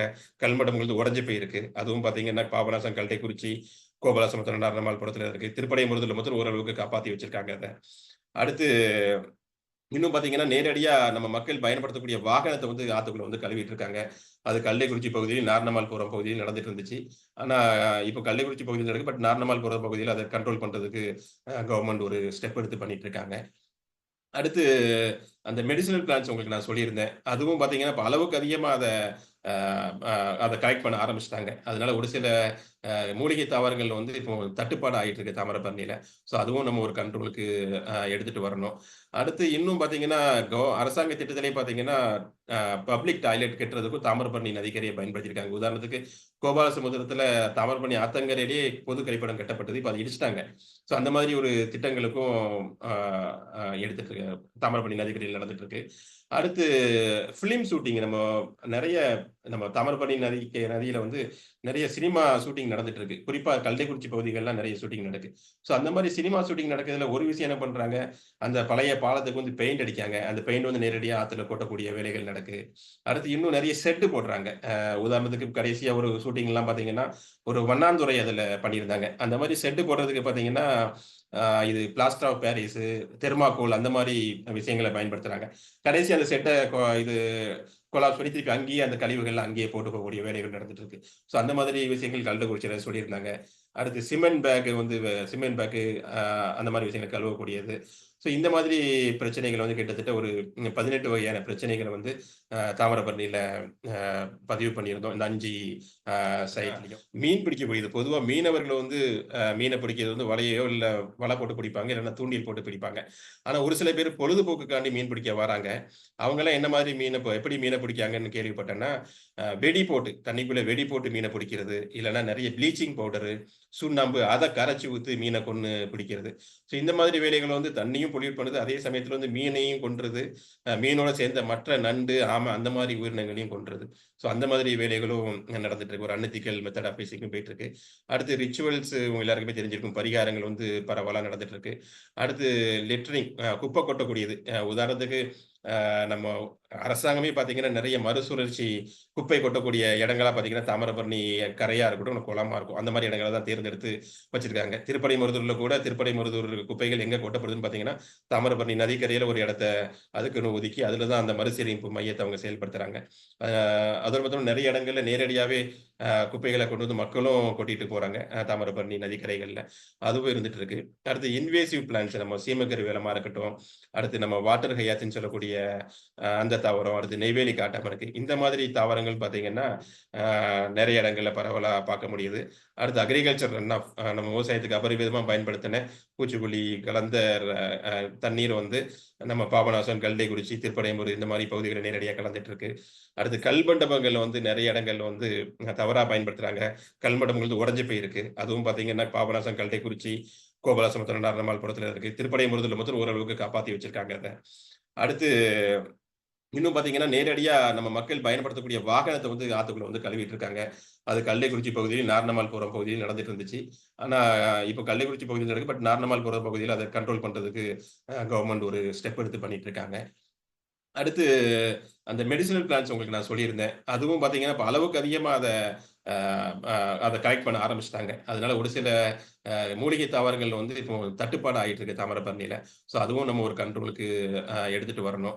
அடுத்து இன்னும் பார்த்தீங்கன்னா, அரசாங்க திட்டத்திலேயே பார்த்தீங்கன்னா, அ பப்ளிக் டாய்லெட் கட்டுறதுக்கும் தாமிரபரணி நதிக்கரைய பயன்படுத்தியிருக்காங்க. உதாரணத்துக்கு கோபாலசமுத்திரத்தில தாமிரபரணி ஆத்தங்கரையிலேயே பொது கழிப்பிடம் கட்டப்பட்டது. இப்ப அத இடிச்சுட்டாங்க. ஸோ அந்த மாதிரி ஒரு திட்டங்களுக்கும் அ அ எடுத்துட்டு தாமிரபரணி நதிக்கரையில நடந்துட்டு இருக்கு. அடுத்து ஃபிலிம் ஷூட்டிங் நெறைய நம்ம தாமிரபரணி நதியில வந்து நெறைய சினிமா ஷூட்டிங் நடந்துட்டு இருக்கு. குறிப்பா கல்லைக்குறிச்சி பகுதிகள்லாம் நெறைய ஷூட்டிங் நடக்கு. ஸோ அந்த மாரி சினிமா ஷூட்டிங் நடக்கிறதுல ஒரு விஷயம் என்ன பண்றாங்க, அந்த பழைய பாலத்துக்கு வந்து பெயிண்ட் அடிக்காங்க. அந்த பெயிண்ட் வந்து நேரடியா ஆத்துல கொட்டக்கூடிய வேலைகள் நடக்குது. அடுத்து இன்னும் நெறைய செட் போடுறாங்க. உதாரணத்துக்கு கடைசியா ஒரு ஷூட்டிங்லாம் பார்த்தீங்கன்னா, ஒரு வண்ணாந்துறை அதுல பண்ணியிருந்தாங்க. அந்த மாரி செட் போடுறதுக்கு பார்த்தீங்கன்னா, அ இது பிளாஸ்டர் ஆஃப் பாரிஸு, தெர்மாக்கோல் அந்த மாரி விஷயங்கள பயன்படுத்துறாங்க. கடைசியா அந்த செட்ட இது கொலாப்ஸ் பண்ணி திருப்பி அங்கேயே அந்த கழிவுகள்லாம் அங்கேயே போட்டு போகக்கூடிய வேலைகள் நடந்துட்டு இருக்கு. ஸோ அந்த மாதிரி விஷயங்கள் கள்ளக்குறிச்சியில சொல்லியிருந்தாங்க. அடுத்து சிமெண்ட் பேக் வந்து சிமெண்ட் பேக்கு அ அந்த மாரி விஷயங்கள கழுவக்கூடியது. ஸோ இந்த மாதிரி பிரச்சனைகள் வந்து கிட்டத்தட்ட ஒரு 18 வகையான பிரச்சனைகள வந்து தாமிரபரணியில அ பதிவு பண்ணியிருந்தோம். இந்த 5 சைட்லயும். ஸோ இதுல ஒவ்வொரு பகுதிகளும் ஒரு பிரதானமான பிரச்சனைகளை மையப்படுத்தி, அதுல எந்தெந்த பங்கேற்பாளர்கள ஈடுபடுத்தணும். அடுத்து என்னென்ன மாரி அ அ முன்னெடுப்புகள கொண்டு வரணும்னு சொல்லி நம்ம ப்ரப்போஸ் பண்ணியிருந்தோம். ஸோ முதல் சைட் வந்து பாபநாசம். பாபநாசத்துல வந்து அங்க நெறைய பிரச்சனைகள் இருந்தா கூட, அதுல ரிச்சுவல்ஸ் அந்த பரிகாரத்த மாத்திரம் அதுல கான்சன்ட்ரேட் பண்ணலான்ட்டு. ஸோ அதுல என்னென்ன மாரி பங்கேற்பாளர்கள் இருக்கான்னு பார்த்தீங்கன்னா, நம்ம இந்து அறநிலையத்துறை, அடுத்து விக்கியபுரம் முனிசிபாலிட்டி, ரெவென்யூ டிபார்ட்மெண்ட், அந்த பரிகாரத்த பண்ணக்கூடிய பூசாரிகள், அடுத்து ஏஜென்ட்ஸ் இருக்காங்க. அடுத்து லோக்கல் ஆல்ரெடி அங்க நெறைய மக்கள் நல்லா செயல்பட்டுட்டு இருக்காங்க. அந்த மாரி என்வைரன்மென்டலிஸ்ட், அடுத்து லோக்கல் கம்யூனிட்டி அங்க இது கடைகள் வச்சிருக்கக்கூடியவங்க. அடுத்து வெளியிடங்கள்லேருந்து அங்க அந்த ரிச்சுவல்ஸ ஃபாலோ பண்ணக்கூடிய ரிச்சுவல் ஃபாலோவர்ஸ். இவங்கலாம் அதுல முக்கியமான ஒரு ஸ்டேக் ஹோல்டர்ஸா இருக்காங்க. அடுத்து அதுல நம்ம என்னென்ன மாரி விஷயங்கள நம்ம முன்னெடுப்பு கொண்டு வரணும்னு நம்ம சொன்னோம்னா, ஒண்ணு வந்து நெறைய கூண்டுகள் வைக்கணும் துணிகள போடுறதுக்கு. அது சொல்லியிருந்தோம். அடுத்தது முறையா அத பார்த்து சொல்றதுக்கு வந்து யூனிஃபார்ம் போட்ட ஸ்டாஃப் அங்க நியமிக்கணும். அடுத்து தொடர்ச்சியான விழிப்புணர்வு பிரச்சாரங்கள ஏற்படுத்தணும். அடுத்து ரொம்ப ரொம்ப முக்கியமா ஒரு சென்ட்ரலைஸ்ட் புக்கிங் சிஸ்டம் கொண்டு வரணும்னு சொல்லியிருந்தோம். ஏன்னா உதாரணத்துக்கு இப்போ என்ன நடக்குன்னு பார்த்தீங்கன்னா, பாபநாசத்துல கிட்டத்தட்ட ஒரு ஒரு 40 ரூம்ஸ்ல வந்து இந்த பரிகாரங்கள் நடந்துட்டு இருக்கு. அது 40 வேற வேற இடங்கள் இருக்கிறதுனால அவங்கள கண்ட்ரோல் பண்ணக்கூடியது ரொம்ப ஒரு சிரமமான ஒரு காரியம். ஒரு சென்ட்ரலைஸ்ட் புக்கிங் சிஸ்டம் கொண்டு வந்துட்டோம்னா, நம்ம எவ்வளோ பேர் அன்னைக்கு வராங்கங்கிறதும் தெரிய வரும். அதே மாதிரி அந்த ரிச்சுவல் நடக்கக்கூடிய அந்த இடமும் பார்த்தீங்கன்னா, ஒரு பொதுவான ஒரு இடமா இருந்துட்டுனா, அந்த ஒரு இடத்துல மாத்திரம் அந்த பரிகாரங்கள் நடந்துச்சுன்னா, நம்ம அத கண்ட்ரோல் பண்ண முடியும். ஸோ அதுவும் சொல்லியிருந்தோம். அடுத்து ஸ்பாட் ஃபைன் அதையும் மீறி ஆத்துல போய் போடுறாங்கன்னா, உங்களுக்கு ஃபைன் குடுக்கலாம்ன்னு சொல்லி அந்த ஒரு அ முன்னெடுப்பையும் கொண்டு வரணும்னு சொல்லி ப்ரப்போசல் குடுத்திருந்தோம். 2வதா கல்லைக்குறிச்சி. கல்லைக்குறிச்சில ஏற்கனவே சொல்லியிருந்தேன். சாக்கடை தண்ணீர் வந்து கால்வாயில கலக்கக்கூடியது. அதுக்கு வந்து டிவாட்ஸ்ன்னு சொல்லுவாங்க. டீசென்ட்ரலைஸ்டு வேஸ்ட் வாட்டர் ட்ரீட்மெண்ட் சிஸ்டம்ன்ட்டு. அது ஆல்ரெடி ஏற்கனவே நெறைய பஞ்சாயத்துகள்ல, நெறைய டவுன் பஞ்சாயத்துல செயல்படுத்துறாங்க. ஆனா, அவங்க வந்து முறையா செயல்படுத்துறது கிடையாது. என்ன பண்றாங்க, நேரடியா இப்ப கோபாலசமுத்திரம் டவுன் பஞ்சாயத்துலாம் பார்த்தீங்கன்னா, அந்த டிவாட்ஸே பார்த்தீங்கன்னா, குளத்துக்குள்ளேயே நேரடியா கட்டியிருக்காங்க. அதுல எந்த பிரயோஜனமும் கிடையாது. அதுக்கு முறையான இடத்த ஒதுக்கி, அதுல அந்த சரியான செட்டில்மென்ட் டேங்க் போட்டு, அ அத அ கரெக்ட்டா ஃபில்டர் பண்ணி, ஆத்துலயோ, குளத்திலயோ விட்டா தான் நல்லது. ஆனா நேரடியா குளத்துக்குள்ளேயே போடையில, அதுக்கு நேரடியா சாக்கடையா குளத்துக்குள்ள விட்ட மாரி தான். அந்த மாரி வேலைகள் நடந்துட்டு இருக்கு. அந்த டிவாட்ஸ வந்து ஒரு சரியான ஒரு டிவாட்ஸ கொண்டு வரணும்னு சொல்லி, கள்ளக்குறிச்சிக்கு ஒரு ப்ரொபோசல் குடுத்திருந்தோம். அடுத்து திருப்பரைமருதூர் நான் ஏற்கனவே சொல்லியிருந்தேன். அங்க வந்து நெறைய வயல்ல வந்து அ ரசாயனம் பயன்படுத்தக்கூடியது. அதுல என்ன சொல்றாங்கன்னா, ஒரு ஆர்டிபிசியல் வெட்லேண்ட்ன்னு சொல்லுவாங்க. அதாவது அந்த ரசாயன தண்ணீர் வந்து எங்க ஆத்துல கலக்கோ, அங்க வந்து நான் ஏற்கனவே சொல்லியிருந்தேன் இல்லையா, இந்த தாளை, அடுத்து அ ச நீர் சேம்பு, கோரை இந்த மாதிரி தாவரங்கள் அந்த தண்ணீர் கலக்கக்கூடிய இடத்துல அந்த மாதிரி தாவரங்கள பரவலா வளர்த்துட்டோம்னா, அது வந்து ஓரளவுக்கு ஃபில்டர் பண்ணி தண்ணிய கொண்டு போகும். ஸோ அந்த மாரி விஷயத்த நம்ம அதுல ப்ரப்போசல் பண்ணியிருந்தோம். அதே மாரி மக்கள்ட்டயும் இப்போ நெறைய பயோ ஃபெர்டிலைசர் வந்திருக்கு. அதோடு மட்டும் இல்லாம இப்போ நெறைய உரங்கள் போடுறதுக்கு பதிலா, இப்ப அத வந்து லிக்விட் ஃபார்ம்லயே ஒரு சில உரங்கள்லாம் குடுக்காங்க. ஸோ அந்த மாரி லிக்விட் ஃபார்ம்ல குடிக்கையில அந்த உரத்தோட பயன்பாடு வந்து நம்ம 50 கிலோ போடுற இடத்துல வந்து லிக்விட் ஃபார்ம்ல ஒரு 1/2 லிட்டர் குடுத்தாலே போகும். ஸோ அந்த மாரி விஷயங்கள மக்கள்ட்ட அத ப்ரமோட் பண்ணக்கூடிய வேலைகளையும் அங்க பண்ணணும்னு சொல்லி நம்ம அரசாங்கத்துக்கு ப்ரப்போசல் குடுத்திருந்தோம். ஸோ இது திருப்படைமுருகன்ல உள்ள பறவைகள் தங்கக்கூடிய மரங்கள் நம்ம மேப் பண்ணியிருந்தது. அடுத்து 4வதா வந்து கோபாலசமுத்திரம். இந்த கோபாலசமுத்திரத்தில ஏற்கனவே சொல்லியிருந்தது ஒரு விஷயம் வந்து அந்த நம்ம சீமக்கருவேல மரங்கள் ஒரு அதிகமா இருந்தது. அடுத்து அந்த பகுதியில தான் இன்னைக்கும் பார்த்தீங்கன்னா, நெறைய மெடிசினல் பிளான்ட்ஸும் கலெக்ட் பண்ணிட்டு இருக்காங்க. அந்த மூலிகை தாவரங்களும். ஸோ அங்க முக்கியமான பங்கேற்பாளர்கள் யாருன்னு பார்த்தீங்கன்னா, PWD town panchayat, revenue department, primary யூசர்ஸ்ன்னு சொல்லக்கூடியது அந்த இது நம்ம மூலிகை தாவரங்கள கலெக்ட் பண்றவங்க, மீன் பிடிக்கிறவங்க அவங்க தான் பிரைமரி யூசர்ஸ். ஸோ இவங்கெல்லாம் அங்க ஈடுபடுத்தணும். ஸோ அங்க அந்த பிரசோபைஸ் அந்த சீமக்கருவேலத்த கிளியர் பண்ணி, அதுல ரைப்பேரியன் பிளான்டேஷன் சொல்லுவாங்க. அதாவது ஆற்றோர சோலைக்காடுகள். நம்ம மருது, இலுப்பை, பின்னை அந்த மாரி மரங்கள கொண்டு வரணும்ன்ட்டு. ஆல்ரெடி அந்த ஒரு விஷயத்த நாங்க ஏற்கனவே ஸ்டார்ட் பண்ணிட்டோம். கடந்த வருஷம் ஸ்டார்ட் பண்ணி, இப்ப அதுல நம்ம அந்த பிளான்டேஷன் நம்ம கொண்டு வந்துட்டு இருக்கோம். அடுத்து இந்த மூலிகை தாவரங்கள் சேகரிக்கிறதுல வந்து ஒரு சஸ்டைனபிள் பிராக்டிஸ் அதாவது அளவுக்கு அதிகமா எடுத்துறாம, ஒவ்வொரு வருஷமும் ஒரு குறிப்பிட்ட இடத்துல மட்டும் எடுத்துட்டு, மீதி ஒரு இடத்த விட்டு வச்சோம்னா, அந்த மூலிகை தாவரங்கள் வந்து மறுபடி உற்பத்தியாக்க முடியும். ஸோ அந்த ஒரு பிராக்டிஸ அங்க கொண்டு வரணும்னு சொல்லி, அது ஒரு ப்ரப்போசல் குடுத்திருந்தோம். கடைசியா நார்னமால்புரத்துல எல்லாத்தையும் எல்லாத்தையும் மிக்ஸ் பண்ணி அ ஒரு ப்ரப்போசல் வந்து நார்னமால்புரத்துக்கு நம்ம குடுத்திருந்தோம். ஏன்னா, இங்க மேல சொன்ன எல்லா பிரச்சனைகளுமே பார்த்தீங்கன்னா, நார்னமால்புரத்துல இருக்கு. ஸோ அதனால இது எல்லாத்தையும் மிக்ஸ் பண்ண ஒரு ஒரு சைட்டா வந்து நார்னமால்புரம் இருந்துட்டு இருக்கு. ஸோ அது போக ரிவர்ஸ் கேல என்டையர் ரிவர்ஸ் கேலயும் பார்த்தீங்கன்னா, மக்களுக்கு வந்து அங்க இருக்கக்கூடிய குழந்தைகளுக்கு வந்து நெறைய எஜுகேஷன் குடுக்க வேண்டியது இருக்கு. ஸோ அதனால அது தாமிரபரணிக்குன்னு சொல்லி பொருணை நதி பார்க்கணுமேன்னு ஒரு எஜுகேஷன் மாடியூல் நம்ம டெவலப் பண்ணியிருக்கோம். அது ஆல்ரெடி இங்க இருக்கக்கூடிய ஸ்கூல்ஸ்க்குலாம் ரன் பண்ணிட்டு இருக்கோம். அது பரவலா எல்லா பக்கமும் பிரிவுபடுத்த ப்ரப்போசல் குடுத்திருக்கோம். அடுத்து வந்து பயோடைவர்சிட்டி மேனேஜ்மென்ட் கமிட்டின்னு சொல்லுவாங்க. அது என்னன்னா, அந்த ஒவ்வொரு ஊர்ல இருக்கக்கூடிய பல்லுயிர் வளங்கள பாதுகாக்கிறதுக்கு அந்த ஊர் மக்களுக்கே அங்கீகாரத்த குடுக்காங்க. அந்த பிஎம்சி வந்து பெயர் அளவுல தான் இப்போ நம்ம தமிழ்நாட்டிலேயே செயல்பட்டுட்டு இருக்கு. அந்த பயோடைவர்சிட்டி மேனேஜ்மென்ட் கமிட்டிய நம்ம வலுப்படுத்துனோம்னா, அவங்க மூலமா அந்த ஊர்ல இருக்கக்கூடிய பல்லுயிர் வளங்களையும், அந்த ஊர்ல இருக்கக்கூடிய இயற்கை வளங்களையும் பாதுகாக்க முடியும். ஸோ அத சொல்லியிருந்தோம். அடுத்து ஏற்கனவே இந்த டிவாட் சொல்லியிருந்தேன் கள்ளக்குறிச்சி பகுதியில. அந்த டிவாட்ஸ் வந்து பரவலா எல்லா பக்கமும் அரசாங்கம் செயல்படுத்துறாங்க. ஆனா ப்ராப்பரான டிசைனிங் இல்ல. அந்த டிவாட்ஸ வந்து ஒரு ப்ராப்பரான டிசைன குடுத்து அத நம்ம இம்ப்ளிமெண்ட் பண்ண வைக்கணும். அடுத்து ஏற்கனவே சொன்ன மாதிரி கோபாலசமுத்திரம் பகுதியில பண்ணிட்டு இருக்கக்கூடிய இந்த ரைப்பேரியன் ட்ரீ பிளான்டேஷன் அந்த ஆற்றோர சோலை காடுகள். அது வந்து எங்கெங்க இடம் இருக்கோ, அவ்வளோ பகுதிகளையும் வந்து அந்த ஆற்றோர சோலை மரங்கள வளர்க்கிறதுக்கும் நம்ம கொண்டு வரணும். அடுத்து சிட்டிசன் சயன்ஸ்ன்னு சொல்லுவாங்க. பொதுவா இந்த மாரி விஷயங்கள்ல வந்து இந்த ஆராய்ச்சி சம்பந்தப்பட்ட விஷயங்கள வந்து நம்ம ஊர்ல இருக்கக்கூடிய யூத்த நம்ம ஈடுபடுத்தணும். பொதுவா நம்ம பயோடைவர்சிட்டி டாக்குமெண்டேஷனா இருக்கட்டும், அடுத்து இந்த வாட்டர் குவாலிட்டி சர்வேயா இருக்கட்டும். இதுல வந்து அந்தந்த ஊர்ல இருக்கக்கூடிய யூத்த ஈடுபடுத்தி, அவங்க மூலமா நம்ம அந்த அ விஷயத்தலாம் நம்ம பதிவு செஞ்சோம்னா, இன்னும் ஒரு நல்லபடியா தாமிரபரணி கொண்டு போக முடியும். ஸோ இதுதான் நம்ம தாமிரபரணிக்கு குடுத்திருந்த ப்ரப்போசல். ஸோ இந்த ஒரு அ சின்ன அறிமுகத்தோடு, இந்த நல்ல ஒரு வாய்ப்பை வழங்கிய உவகை நிறுவனத்துக்கு மீண்டும் நன்றி கூறி விடைபெறுகிறேன். எதுவும் நம்ம கேள்விகள் இருந்தா நம்ம டிஸ்கஷன்க்குள்ள போகலாம். Thank you madam.